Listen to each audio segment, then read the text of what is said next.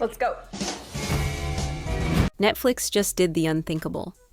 After With Love, Meghan tanked with a 29% Rotten Tomatoes score, the streamer still ordered season 2, sending critics into a complete tailspin.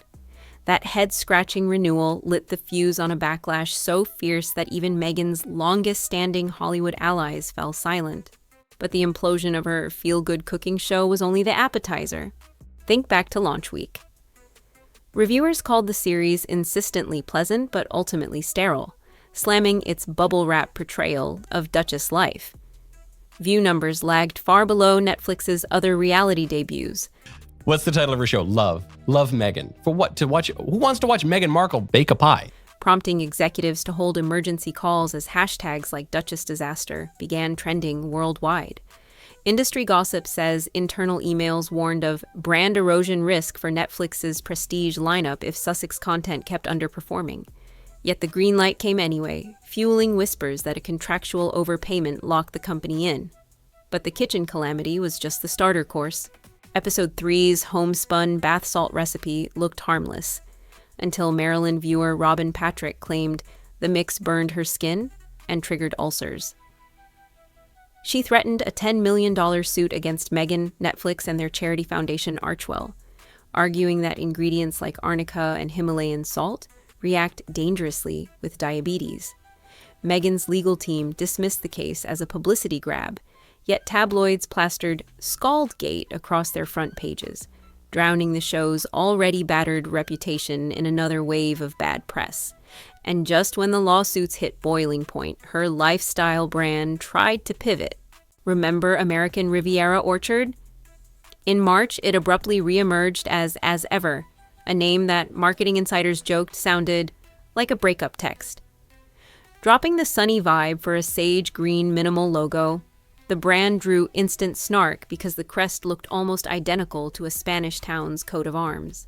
This relaunch has now descended into a farce, it would seem, because officials in the Spanish town of Mallorca have accused the Duchess of Sussex of copying its traditional coat of arms for the logo of her newly revamped Well, it's pretty close, isn't it? Luxury brand. It does look very, very close. Trademark lawyers flagged possible infringement within 48 hours, and social feeds roasted the change as word salad luxury. Sales spiked only because quantities were tiny. Critics accused Meghan of staging a faux sellout moment to save face. Yet even clever packaging couldn't distract from the etiquette storm brewing over a single note card.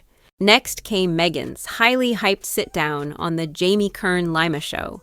Cameras zoomed tight as she dabbed her eyes, voice cracking while describing relentless pressure. Eagle-eyed viewers noticed zero moisture, then resurfaced a 2016 video where she boasts she can blink out a tear in 3 seconds, left eye first. Now make yourself cry. Yeah. Oh, I can do that so well. Oh my God, it's crazy. They're like, Meghan, 1 tear, left eye, go. Give me 3 seconds. Body language pundits pounced. Scott Rouse called the display Oscar caliber, citing tense micro-shrugs that often telegraph deception. This is fake. She knows exactly when that happened. The eye search she's got going on there, that's forced and faked, as is the facial expression. And YouTube compilations quickly racked up millions of views under the hashtag #CryHarderDuchess.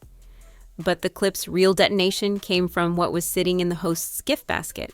Tucked beside scented candles lay a handwritten card, with the compliments of Her Royal Highness the Duchess of Sussex. The phrase jolted palace watchers, because the couple agreed back in 2020 not to use HRH for commercial ventures. Insiders told the New York Post the slip proved Meghan is obsessed with the royal cachet she walked away from. And sources close to Prince William said he's ready to yank the titles for good once he ascends the throne. The story ricocheted through morning talk shows, painting Meghan as tone-deaf to the very monarchy she critiques. Meanwhile, on the other side of the Atlantic, Harry was fighting a different battle, one that deepened the crack inside the crown. Britain's Court of Appeal ruled Harry couldn't compel the Home Office to fund police protection. Hours later, the prince vented to the BBC that he might never bring his kids to the UK, blaming palace inertia for the standoff. Commentators labeled the demand entitlement on steroids, noting Harry's personal fortune, yet refusal to foot his own bills. Even neutral observers agreed the ruling cemented a public relations beating. Polls showed sympathy evaporating as taxpayers rejected subsidizing private life. That defeat breathed new life into rumors that Meghan's rise was planned long before she ever accidentally met her prince. Long circulating internet lore suggests Meghan once mixed with ultra-rich yacht circles, possibly crossing paths with Prince Andrew's notorious crowd.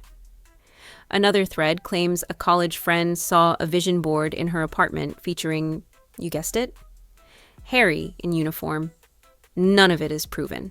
But every flare-up in her public image drags those whispers back into the algorithm, fueling the suspicion her fairy tale romance might have been a chess move instead of chance. Stack that perception on top of every new headline and you reach a tipping point. Fresh YouGov trackers show barely 1 in 5 Brits now view Meghan favorably.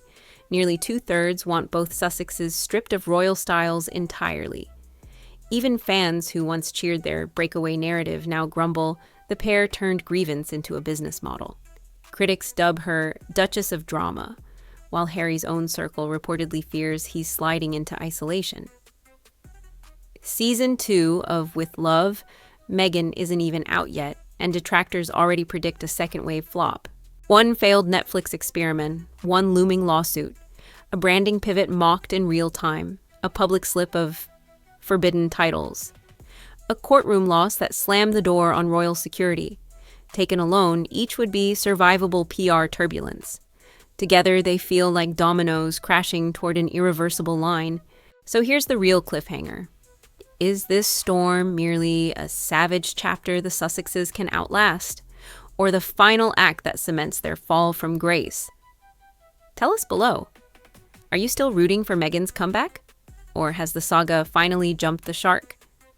Smash that like button if you found new details here. Hit subscribe for the next royal shockwave and ring the bell so you don't miss the twist Prince William might pull next.